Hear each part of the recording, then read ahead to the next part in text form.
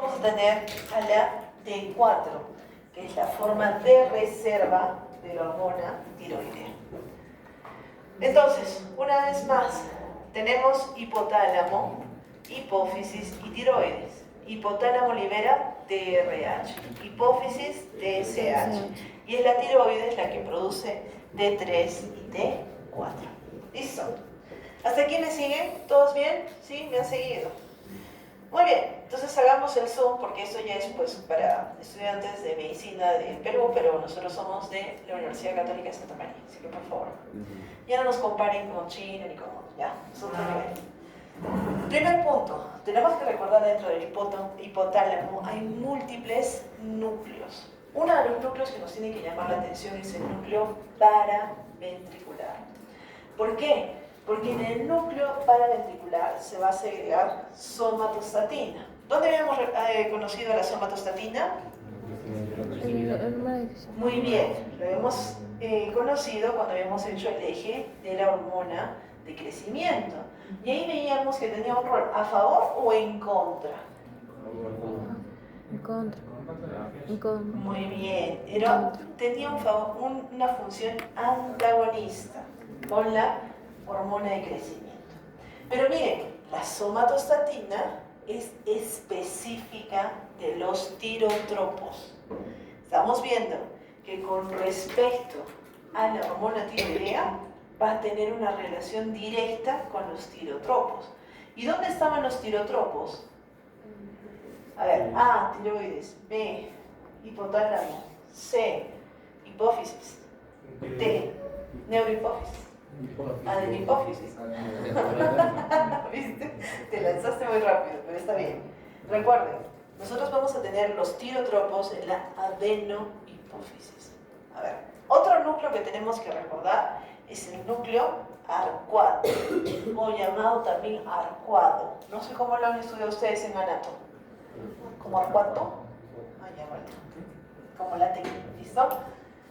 El núcleo arcuato y la eminencia intermedia, estamos hablando de dos espacios, van a segregar la hormona liberadora de tirotropo, que en inglés ¿cómo es? TRH, pero en español es hormona liberadora de tirotropo, o sea, lo mismo. Miren, no vaya a ser que ustedes estén leyendo un libro, porque yo sé que ustedes ya terminaron el Guyton, ¿no? Guyton, claro, ya está terminado, están en Constanzo, Morón, no sé. Entonces ustedes están leyendo y les aparece esto, ¿no? Y dicen, ¿qué cosa es eso? Hormona liberadora de tirotropo. Algunos autores han escogido usar las siglas en español y eso podría confundir. En mi libro estará en inglés, ¿cierto? Con la respectiva traducción en costaditos. Se ríen, ¿no? Pronto van a ver. Los tirotropos, recuerden, ¿qué segregaban? Hormona estimulante de la tiroides. ¿Cómo nosotros lo habíamos puesto? TSH. ¿Listo? Una de las ventajas que ustedes aprendan las siglas en inglés es que recuerden que cuando pidan los exámenes de laboratorio no las van a pedir como HET, sino las van a pedir como TSH. Entonces acostúmbrense a esos términos en inglés, pero sepan que solamente son siglas de términos que nosotros podemos traducir al español. ¿Listo? Entonces recuerden, los tirotropos van a producir la TSH. ¿Ok? ¿Hasta aquí estamos bien? ¿Hemos entendido? Muy bien. Ahora, la TRH, recuerden que en inglés es Thyrotropin Releasing Hormone, o en español, hormona liberadora de tirotropina, es una hormona que se produce con mayor cantidad frente a la exposición al frío. Entonces recuerden, exposición al frío es un fuerte estimulante para la producción de hormona liberadora de tirotropina. ¿Listo? ¿Dónde tenemos exposición de frío aquí?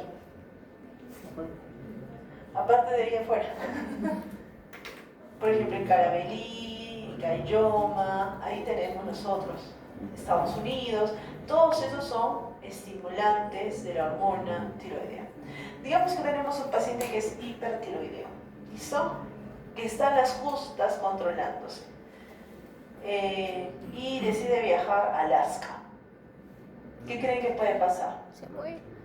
No necesariamente, pero ¿qué puede pasar? A ver. Empeora. Va a haber un aumento de la TRH. A ver, vamos por aquí. Aumento de la TRH. ¿Qué va a causar? Aumento de la TSH. Aumento de la TSH. ¿Qué va a causar eso? Aumento de la Aumento de la T3 y la T4. ¿Y eso qué va a causar? Bueno, los efectos. Uno de ellos es, por ejemplo, mantener el calor. Por tanto, sobrevivir. Pero con feedback negativo, ¿qué va a causar? Reducción de TRH. Luego, reducción de TSH. Luego, reducción de T3 y T4. O sea, esta poca persona de repente puede tener una crisis tiroidea o una tirotoxicosis y luego un breve periodo en el cual su hormona tiroidea va a disminuir.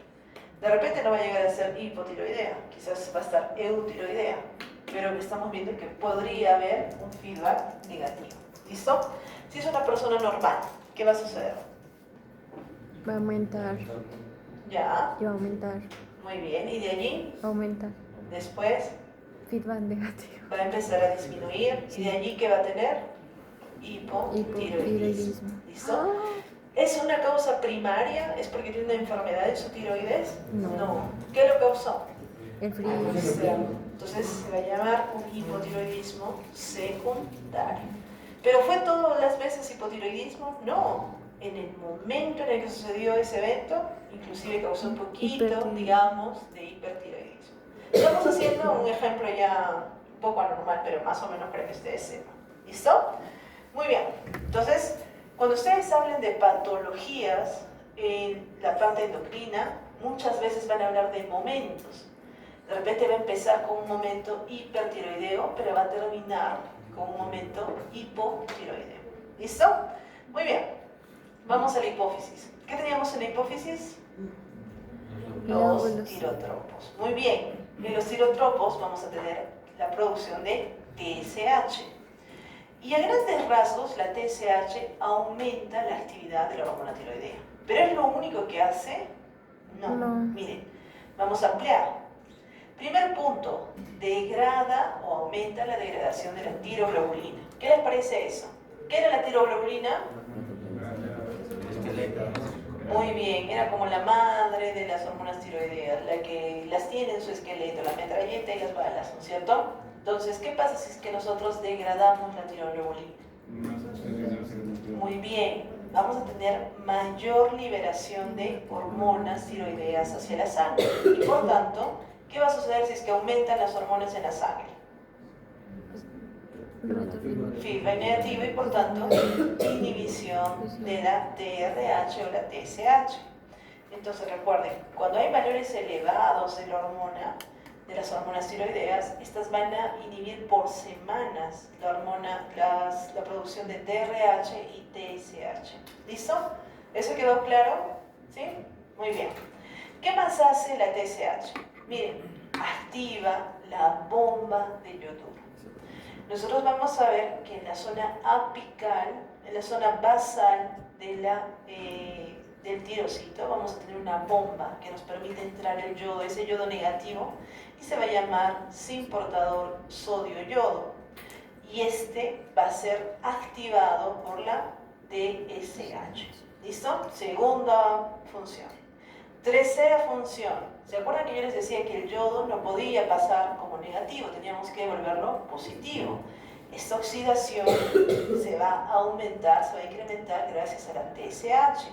Y también va a ayudar al acoplamiento de la tirosina. Entonces está favoreciendo que se produzca la hormona tiroidea. Y finalmente, ¿qué sucede con el tamaño y número de las células foliculares?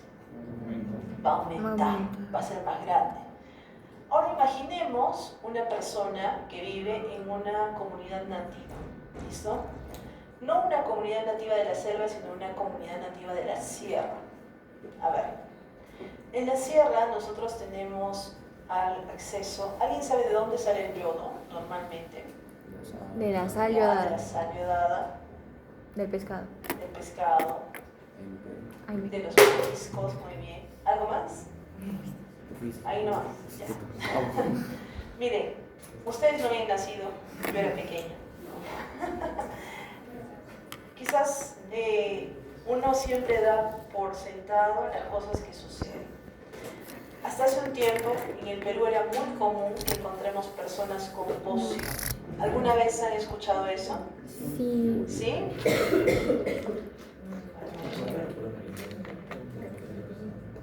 Nosotros teníamos algo que se llamaba bocio endémico peruano. ¿Listo? Era muy común encontrar personas así. No sé si logran ver. No, doctor. Está presentando el reloj. Ya. Entonces, permítanme un segundito. Aquí las vamos a mostrar. Allí logran ver. Sí. Estas son fotos de peruanos, ¿ya? Pueden ver la señora que trae la leche. Ay. ¿Qué pasa si es que una persona crónicamente tiene hipotiroidismo? O, por ejemplo, no tiene consumo de yodo. ¿Qué es lo que va a querer hacer nuestro cuerpo? Hacer más células para que trabajen más. Allá. Y nuestro eje. ¿Qué hacemos? Ah. Aumento de TRH. Che, aumento de Aumento de TSH. TSH. ¿Cuál era la función de la TSH? Aumenta la producción. Aumenta la cantidad y aumenta el tamaño de las células. Y si es que aumenta la cantidad y el tamaño de las células, ¿qué va a pasar con la glándula tiroides? Miren, ¿qué va a suceder? Se va a agrandar. Se va a agrandar. Y esto va a causar bocio. Entonces, Clase hipertrofia. esta era una imagen o una postal común en nuestro país. ¿Listo? Entonces, ¿qué sucedió? Se dieron cuenta de que la manera más sencilla de cambiar esta realidad era aportando yodo a algo que nosotros consumíamos todos los días. Y había dos cosas que consumíamos todos los días los peruanos. ¿Qué eran? La papa y la sal. Azúcar. El arroz. Y sal. La papa y el pan. Me voy a acordar de eso. El arroz, Son doctor. graciosos ustedes. Entre los 4 trimestres y el papa con pan, yo no sé cuál gana. Entonces se dieron cuenta que si por ejemplo hacían el azúcar yodada, pues no iba a ser agradable. Pero si hacen la sal yodada, prácticamente no cambia su sabor. Y hacen algo que era esencial para nuestro país, que era poder al menos cubrir las necesidades básicas de yodo. Entonces, cuando yo era pequeña, nosotros teníamos la opción de comprar dos tipos de sal, la sal yodada y la sal sin yodo. Pero ahora, yo estoy segura que para ustedes, ¿alguna vez han encontrado sal yodada que no sea por la sal exótica, algo que venga así de otro lado? No. Ustedes la sal que conocen es sal yodada, porque esa ha sido una medida de salud pública en nuestro país. Pero no crean que es lo mismo en todos los países. ¿Ah? Si ustedes van a Alemania, van a tener dos tipos de sal yodada y sal sin yodo. ¿Y qué creen que ha hecho el país para poder impulsar la sal yodada? Muy bien, la venden baratísima, o sea, a un precio ridículo para que la gente la pueda elegir frente a la otra sal que no tiene yodo. ¿Listo? Pero no todos los países, como les digo, han necesitado esta medida. Entonces ya saben, la TSH hace crecer a la glándula. Ahora, algo que también ustedes tienen que recordar es que las reacciones emocionales, por ejemplo la depresión, puede afectar la producción de TRH y TSH. ¿Creen que la aumenta o creen que las disminuye? Disminuye. Muy bien. ¿Y esto por qué? Ya en la segunda fase vamos a hacer neuro, pero tienen que recordar que todo en nuestro cerebro está conectado.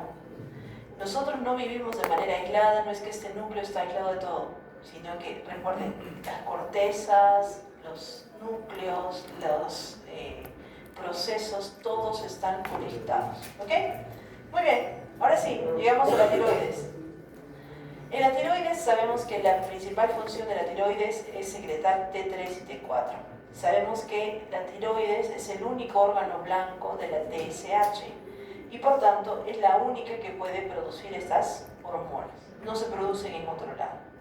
Ahora, Para poder tener esa especificidad, la tiroides cuenta con espacios específicos, es decir, receptores de TSH. Estos receptores, en un primer paso, ayudan a la captación de yodo. Entonces recordemos, el origen del yodo ya lo habíamos dicho, pescados, mariscos, sal. Nosotros más o menos, nosotros consumimos el yodo. Recuerden que el sodio es positivo, entonces para que sea yoduro de sodio tiene que ir en forma negativa, o sea, como un yodo negativo. Y aproximadamente la tasa de absorción es muy alta, casi todo lo que nosotros consumimos ingresa y se procesa.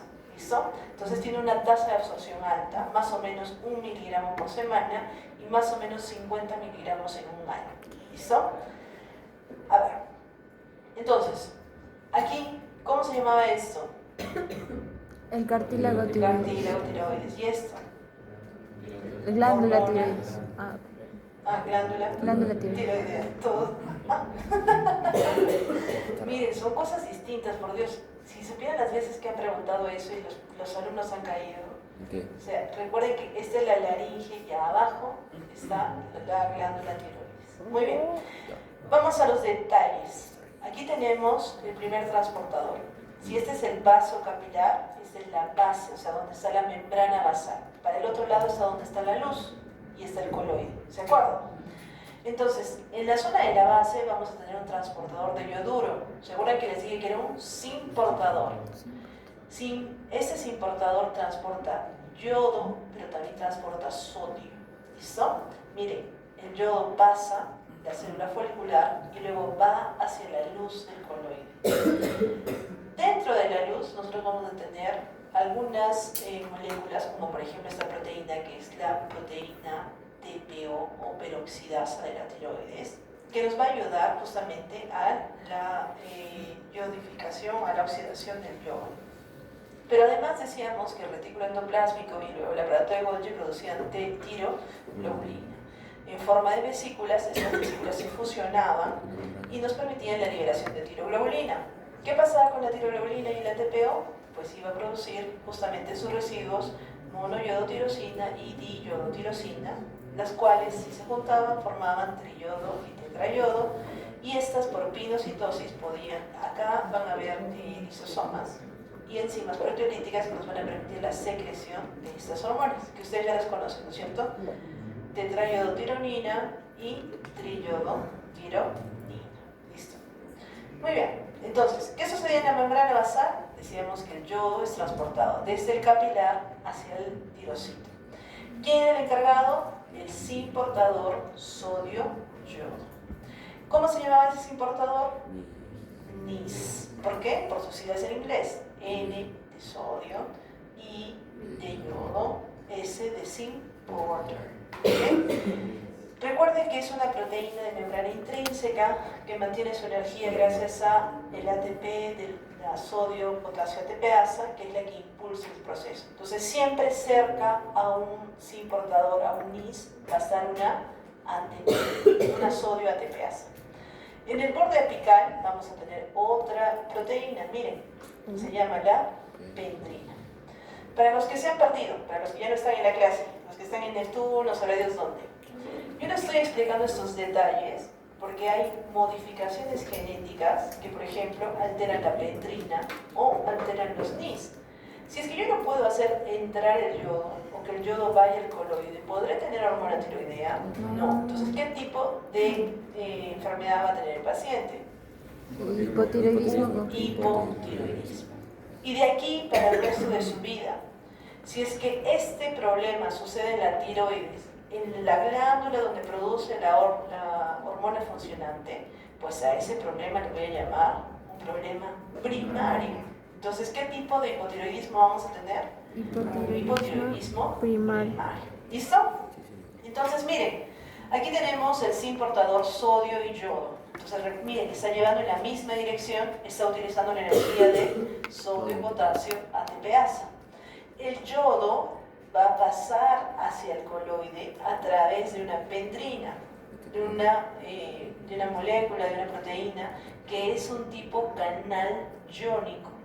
Y miren, está sacando yodo y está entrando cloro. ¿Listo? Aquí tenemos las peroxidasas llamadas TPO, donde estamos viendo que utiliza el peróxido de hidrógeno y logra que se pueda volver el yodo, que era negativo, en yodo positivo. Este yodo se acopla ¿a quién?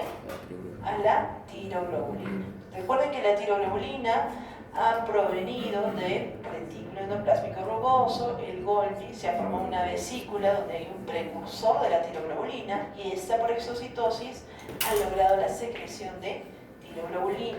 Con más peroxidasa se ha formado la tiroglobulina con monoyodo, diyodo, triyodo. ¿Se acuerdan que les decía que hay una forma Wright? La forma Wright del triyodo y la forma del T4.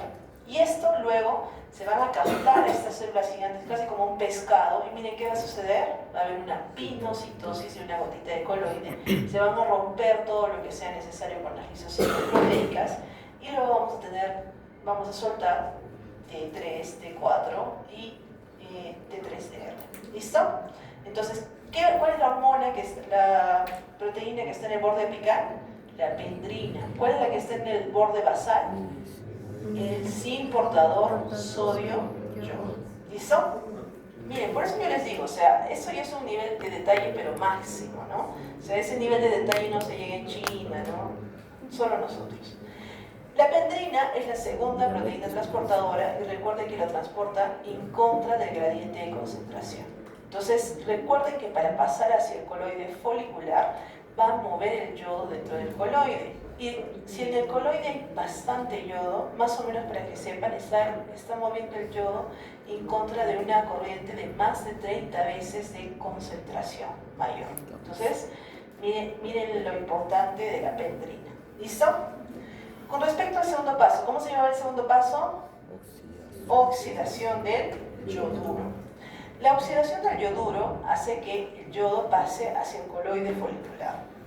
Más o menos, para que ustedes sepan, la mayor parte del yodo se oxida, del yoduro se oxida a través de la enzima peroxidasa tiroidea, que en inglés se llama TPO. Esta está en la membrana apical del tiroidocito o también puede estar unida a ella en el borde en cepillo.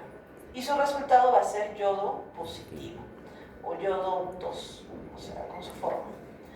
Luego tenemos la organificación llamada también yodificación. Miren, aquí estamos todavía en el coloide folicular. ¿Qué es lo que ha sucedido? La hormona TPO, esa que ha vuelto al yodo en una versión positiva, va a unirse a los residuos de tirosina que están en la tiroglobulina. Entonces, miren, acá está la tiroglobulina y acá están los residuos de tirosina. Entonces, a medida que se van uniendo los yodos, se va a ir yodinizando estos residuos. Por ejemplo, miren acá, se ha unido un yodo. ¿Cómo se va a llamar esto? Monoyodo tirosina. Y este que tiene dos, diyodo tirosina. Pero también decíamos que la peroxidasa puede seguir actuando. Miren, monoyodo, diyodo, y luego se junta una monoyodo con una diyodo y miren qué nos forma. Triyodo tironina. Miren, un yodo, 2, 3. Pero es la única forma de hacer una triyodotironina. ¿Cómo podemos hacer otro tipo? De la T4 Pero si es que está aquí. Entonces, miren, esta es la triyodotironina tipo Wright. Miren, está a este lado los dos yodos. ¿Logran ver la diferencia? Sí, mejor. Entonces, tenemos dos anillos. Dos anillos. Aquí tenemos en este lado la yodificación doble y en la Wright tenemos en el otro lado. ¿Listo? Son moléculas idénticas, son casi como gemelas. Pero, ¿qué pasaría si yo tengo un paciente hipotiroideo, pero que tiene un valor normal de hormona tiroidea, T3? Pero es hipotiroideo. Muy bien. Ese es su principal diagnóstico diferencial. Que el paciente tenga un tipo que sea mucha triyodotirosina, pero en forma R, no en forma left. ¿Ok? ¿Hasta aquí estamos bien? La right, por si acaso, no es activa, mientras que la left es recontraactiva. Y bueno, la T4, yo les decía a sus compañeros, rara vez vamos a poder nosotros hacer aportes a libros tan importantes. Este es uno de esos. La tiroxina también se llama T4. ¿Listo? Pequeño aporte, pero grandioso aporte. Eso vamos a hacer. Voy a escribir. Voy a revisar si es que en esta edición está. Muy bien. Excelente. ¿Hasta aquí estamos bien? ¿Sí? Muy bien. ¿Cuál es el derecho por el- Acoplamiento. Cuando hablamos de acoplamiento, estamos hablando acerca del coloide folicular. Miren, en cada fase estamos repasando todo, pero nos estamos enfocando en la zona que queremos. Entonces, por ejemplo, ¿cómo se llamaba este transportador que está en la zona basal? NIS, o sin portador, sodio-yodo. Entra un yodo y dos sodios. ¿De dónde saca la energía para eso? De la bomba sodio y potasio. De la bomba sodio y potasio ATPase. Una vez que el yodo está aquí, ¿qué sucedía? Utilizamos a la pendrina, que nos permitía pasar el yodo. Mira, el yodo está pasando y teníamos la TPO, llamada también peroxidasa de la tiroides. Entonces, miren, hormona tiroidea también puede ser la tiroides. Entonces, esta ha vuelto el yodo en su forma regular por oxidación, y luego con la secreción por exocitosis de la tiroglobulina vamos a tener con estas mismas enzimas la monoyodo o la yodación o la organificación en monoyodotirosina y diyodotirosina. ¿Y qué pasaba luego? Se juntaban estas y que teníamos tetra, tri, yodo y la red, ¿no es cierto? Entonces aquí ya tenemos la conjugación. Entonces, en todo eso, ¿quiénes han sido las maestras de ceremonia? Las hormonas peroxidasas de la tiroides, llamadas también TPO. Si yo tengo un paciente que tiene una mutación de las TPO, ¿qué va a tener? Hipotiroidismo. ¿Qué tipo de hipotiroidismo? Primario. Primario. Entonces ya estamos viendo distintos tipos de hipotiroidismo primario. Alteraciones de las pendrinas, alteraciones del TPO, alteraciones de los NIS. ¿Listo? Entonces ya tienen varios en su legajo. Muy bien. De ahí habíamos dicho que por pinocitosis estas células, estas estructuras van a ser introducidas dentro de la célula. Nosotros decíamos que las vesículas se van a funcionar con lisosomas. Estos lisosomas van a tener enzimas proteolíticas que van a tratar de reciclan todo lo que puedan. Entonces cortan las hormonas, reciclan los materiales y vuelven a entrar, por ejemplo, la tiroglobulina, el yodo, todo lo que se pueda reciclar, se recicla. ¿Listo? Y tenemos nosotros la T3 y la T4 libre. Más o menos para que ustedes sepan, cuando se acopla, nosotros vamos a ver que la forma triyodotironina solamente representa 7 al 20%. En general, la actividad de la triyodotironina es mucho más potente que la de la T4 y es la forma biológicamente activa de la hormona. Y sus funciones van a ser crecimiento y desarrollo, además de lograr la maduración sexual. ¿Listo? Cuando hablamos acerca de desarrollo, no solamente nos referimos al desarrollo del cuerpo, sino también al desarrollo mental. Una persona que no tiene bien sus hormonas tiroideas va a tener alteraciones mentales, esto es importante, cognitivas, ¿listo? A veces inclusive psiquiátricas, ¿ok? Muy bien, ¿cuánto es su tiempo de vida media? Un solo día. Y en las células, recuerden que va a tener un receptor que es nuclear, que permite la transcripción génica. Además, cuando se acoplan dos diyodostirosinas, ¿qué nos dan? Tirosina, la tetrayodotironina, que representa 80 a 93% de las hormonas secretadas. Su vida media es de 7 días, o sea, mucho más larga. Por tanto, la T4 se va a considerar la molécula de almacenamiento eficaz de la hormona tiroidea. Entonces recuerden, nosotros podemos producir muchísima T4, pero no va a hacer efecto. ¿Y cómo es que va a hacer efecto? Pues en los tejidos periféricos, cuando se necesite. Recuerden ustedes que había unas hormonas que se llamaban D1, D2 y D3, pues allí se va a convertir de T4 a T3, pero en base a la acción de esas hormonas, de esas proteínas. o enzimas. ¿Listo? Entonces, cuando se requiere, se convierte en T3. Muy bien. Siguiente paso.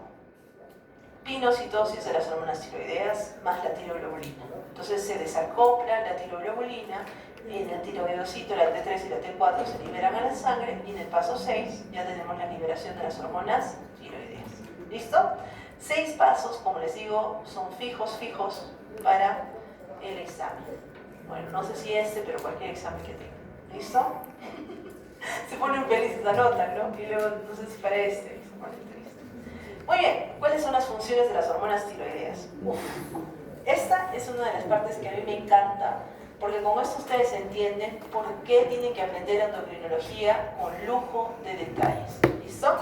Miren, cuando hablamos acerca de la hormona tiroidea, vamos a ver que estas hormonas tiroideas tienen una acción tremenda en lo que es el núcleo. Si recuerdan ustedes, ¿son hormonas esteroideas o son hormonas proteicas? Proteicas, pero ¿son polares o no polares? No polares. Y esa forma no polar les permitía que llegaran atraviese la membrana. Entonces miren, aquí tenemos la T3 que ha pasado a la membrana, tanto la membrana citoplasmática como la membrana nuclear. Y ha llegado ¿hacia qué parte? Hacia la zona del DNA. Si ustedes recuerdan, en el DNA nosotros teníamos receptores, que se llaman receptores nucleares. ¿Qué pasó con la T4? Miren, la T4 también pasó, pero dentro de la célula que había, las famosas desyodasas. ¿Cuántos tipos de desyodasas conocen hasta el momento? 3. La desyodasa 1, la desyodasa 2 y la desyodasa 3. Entonces aquí estamos viendo que se convierte en una T3 LEF. ¿Qué tipo de desyodasa debe ser esta? Una desyodasa 1 o 2. Muy bien. Entonces, una vez que ya tenemos la T3, ya sabemos que esta es la hormona activa, la hormona que va a funcionar. Entonces, miren lo que sucede. Entra al núcleo y se une al receptor. Pero este receptor tiene una característica y eso también recuérdenlo. Vamos a hacer un zoom. A ver. Cuando vemos a el DNA, aquí está 3', 5', su favorito, va a tener un receptor que va a constar por una parte que es la RXR, llamada también receptor retinoide X. RXR. Pregunta de examen del año pasado, por si acaso. La RXR o factor retinoide, ¿recuerdan ustedes de sus clases previas quién estaba relacionado con todo lo retinoideo? La vitamina A. ¿Listo? La vitamina A, llamada también ácido retinoico, es el que está relacionado con esto. Entonces, miren, para que funcione la hormona tiroidea, yo necesito primero este receptor, que se llama receptor retinoide X. Y además necesitamos el receptor específico para la hormona tiroidea.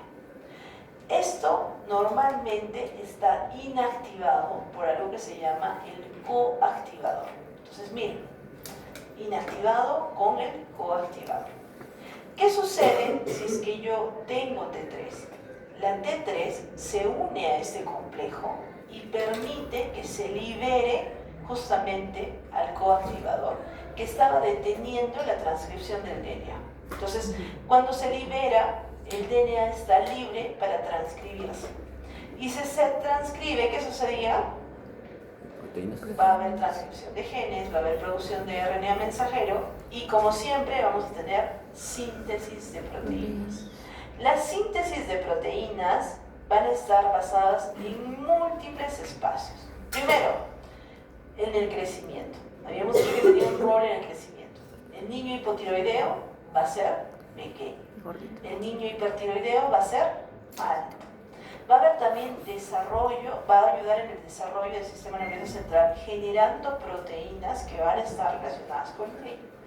Además que a nivel cardiovascular y metabólico es donde tenemos la mayor cantidad de funciones. Por ejemplo, aumenta el gasto cardíaco, aumenta el flujo cardíaco, aumenta la frecuencia cardíaca, aumenta la fuerza del corazón, aumenta la respiración. Díganme, ¿qué pasa con un paciente hipertiroideo? ¿Cómo va a ser? ¿Con qué va a venir? Con taquicardia. Muy bien, taquicardia. ¿Qué más? Calientito. Va a ser delgado. Muy bien, ¿qué más? Caliente. Muy bien. Podría ser, ¿sí? Muy bien, sudoroso. Va a tener palpitaciones. Y eso es algo que siempre dice el paciente. Doctor, he venido porque mi corazón, no sé qué está pasando, está palpitando, palpitando, palpitando y la verdad es que estoy muy nervioso. Y lo van a ver todo sudoroso, sus manitos sudorosas, su carita a veces roja, su piel delgada. ¿Listo? Ese es el típico paciente hipertiroideo. Por el contrario, si yo tengo un paciente hipotiroideo, ¿cómo va a ser? ¿Calor o frío? Va a sentir frío. Va a sentir frío. ¿Qué más? Bradicardia. Bradicardio. ¿Qué más? ¿Va a estar así Cansado. aceleradito? No, va a decir que está cansado, va a decir que está letárgico, va a decir que quiere dormirse. ¿Cómo va a ser su piel? ¿Delgadita o gruesa? Seca y gruesita. Entonces ya saben. Hay diferencias entre el paciente hipertiroideo y el paciente hipotiroideo. Veamos con respecto al metabolismo. La hormona tiroidea o la síntesis de proteínas nos permite un incremento en la acción de las mitocondrias, así como un incremento en las bombas de sodio, potasio, ATPase. O sea, tenemos energía a toda, como la casa de papel. ¿Listo? Aumento del consumo de oxígeno, aumento de la absorción de la glucosa. Y aquí venía lo que me comentabas. Si se aumenta la absorción de la glucosa, ¿la podemos usar más o menos? Más. A ver, piensen bien. Si yo estoy produciendo energía, ¿qué necesito para la energía? Glucosa. ¿La voy a poder disponer entonces? No. Si es que yo estoy produciendo tanta energía, la glucosa se va a consumir. El paciente va a estar casi siempre con la glucosa media baja. Pero si es que es hipotiroideo, ¿qué vas a hacer con su glucosa? Va a estar aumentándose. ¿A quién les va a hacer recordar? A la hormona de crecimiento. Ya, pero primordialmente ¿a quién? Al paciente diabético. ¿Listo? Entonces, están viendo cómo se van pareciendo, ¿no es cierto? Muy bien. También la hormona tiroidea aumenta la gluconeogénesis y la glucogenólisis. Es decir, que el glucógeno se rompa para formar glucosa y que se forme glucosa a partir de lo que sea. Lípidos, proteínas, lo que encuentren. Pero a mí me hacen glucosa para poder tener energía. ¿Listo? ¿Qué va a pasar con la grasita? Se va a quemar. Ya no sirve, ¿no? La vamos a volver en glucosa. Por tanto, ¿cómo va a ser el paciente hipertiroideo? ¿Flaquito o gordito? Flaquito. Bien flaquito. ¿Cómo va a ser el paciente hipertiroideo? Gordito. Gordito. ¿Listo? Recuerden eso, como obesidad central.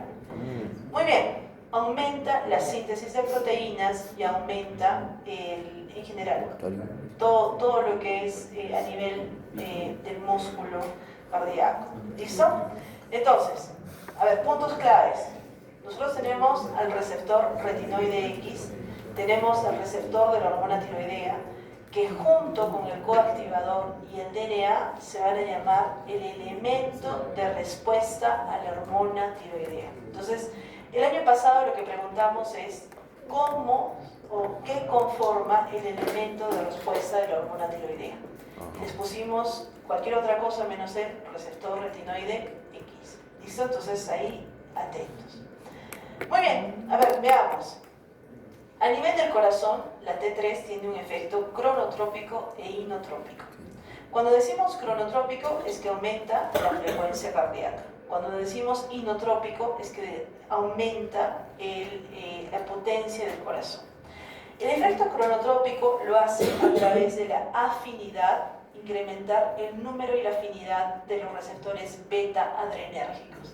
Si ustedes recuerdan, los receptores beta-adrenérgicos estaban relacionados con la frecuencia cardíaca. Entonces, si los aumenta y si los incrementa en actividad, pues nosotros vamos a tener un paciente taquicárdico, por ejemplo. ¿Cómo hace su efecto inotrópico? Aumenta la respuesta de las catecolaminas circulantes. Por tanto, nosotros, ¿recuerdan cuáles eran las catecolaminas? Adrenalina y noradrenalina. Entonces, yo creo que ahorita viene un león. ¿Ustedes cómo van a estar? Un león de verdad. ¿Alguien ha visto un león? No. Su cara es así. Da miedo, es terrorífico. ¿Qué vas a hacer con ustedes? Y paro. van a tener miedo. Entonces, eso siempre recuerden que es el efecto de la adrenalina. Y lo que está haciendo la hormona tiroidea es incrementar la respuesta a esta adrenalina circulante. Entonces, van a ser pacientes que van a tener siempre taquicardia, siempre nerviosos. Incrementa también la proporción de la proteína, de la cadena pesada de la alfa-miosina, y esto incrementa, recuerden, la actividad ATPasa. ¿Se acuerdan de los bracitos de la actividad ATPasa? Pues eso se incrementa. Y eso obviamente mejora la fuerza de contracción y eso se llama efecto inotrópico positivo. A ver, a nivel de los pulmones va a mantener la respuesta frente a la hipoxia y a la hipercapnia.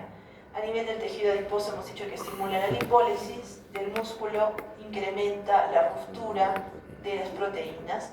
A nivel del hueso promueve el crecimiento de los huesos y también acelera el recambio de hueso. A nivel del sistema nervioso central promueve el desarrollo normal del cerebro. Y a nivel del tejido digestivo, nosotros vamos a ver que incrementa la reabsorción de carbohidratos, incrementa la movilidad. Eso también es algo importante. Como incrementa la movilidad de los intestinos, ¿cómo creen que va a ser la actividad defecatoria de este paciente? Muy bien, generalmente tienen diarreas, ¿listo? ¿Y cómo creen que es el paciente que es hipotiroideo? Es un paciente estreñido. Entonces, ya la tienen ustedes cantadísima para reconocer clínicamente cómo es un paciente hipertiroideo y cómo es un paciente hipotiroideo. Pero siempre basado en cómo funciona la hormona tiroidea. ¿Listo? Muy bien, entonces, en general nosotros vamos a decir que la hormona tiroidea aumenta o incrementa el metabolismo basal. Y esto lo hace a través del aumento de la producción de energía, es decir, produce calor y transporte y consumo de oxígeno. Por tanto, la tasa metabólica va a ser alta y en cantidades elevadas de T4, el metabolismo basal puede elevarse hasta 60 o 100% por encima de lo normal. Con respecto a la tasa de uso, ¿qué pasaba con la glucosa? Aumentaba primero su absorción en el intestino. ¿Qué pasaba con su uso? También se aumentaba. ¿Qué pasaba con la formación de glucosa? Se incrementaba. Glucólisis, gluconeogénesis, glucogenólisis. Entonces recuerden que esto, su objetivo es incrementar la glicemia en la sangre, pero eventualmente esa glucosa se usa. Porque si es que no hay hormona tiroidea, ¿qué va a suceder? No vamos a tener este efecto. ¿Listo? ¿Qué pasa con las proteínas? Lamentablemente las proteínas las vamos a usar para hacer glucosa y se van a degradar las proteínas musculares y estas van a ser utilizadas como combustible. Y esto, si se están degradando las proteínas de sus músculos, ¿cómo creen que va a estar el paciente? Súper cansado. Presentan algo que se llama fatiga muscular. Y esto es característico del paciente hipertiroideo. Con respecto al tejido adiposo, ya hemos dicho que se moviliza, aumenta el catabolismo hepático del colesterol y la lipólisis y también estimula la captación de colesterol. Esto es algo que quiero que ustedes atiendan 20 veces. Si bien se aumenta la lipólisis, con respecto al colesterol, las células captan más colesterol. ¿Qué pasa si es que las células captan colesterol? Su membrana. ¿Eso es bueno? No. ¿Qué pasaba con la fluidez de la membrana? Se vuelve muy Se rígida. vuelve más rígida. ¿Y qué pasaba con los grandes vasos si se llenan de colesterol?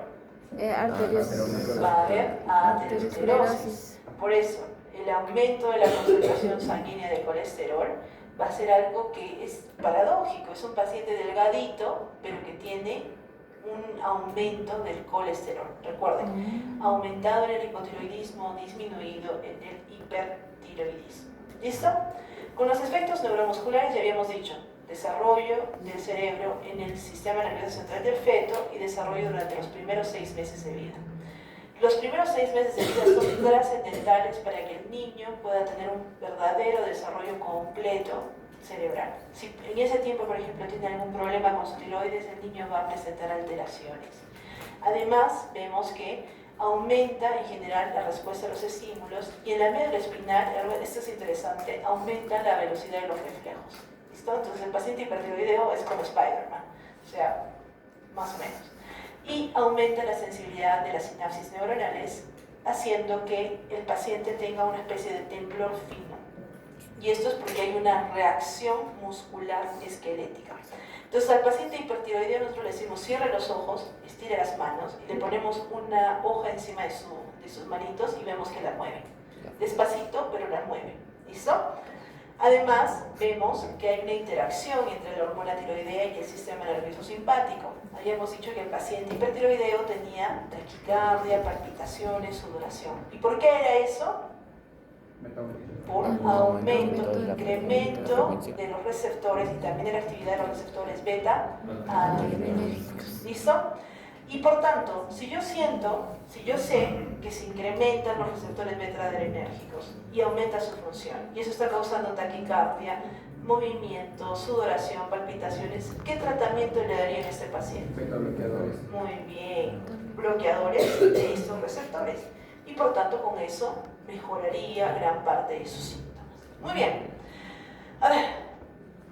Una pregunta, ¿presentaría cetosis hepática el paciente hipertiroideo? En realidad, muchos de ellos presentan y en base a eso, hace poquito se ha publicado un paper que ha sido este mes respecto a la enfermedad de ácido graso, o sea, de hígado con depósitos grasos. Y se le ha dado un nombre, de hecho se los voy a poner, hay 2 papers que les voy a poner esta semana para que los lean, sobre todo son actualizaciones de julio y de agosto, y sepan un poquito más de eso, pero está relacionado a muchos pacientes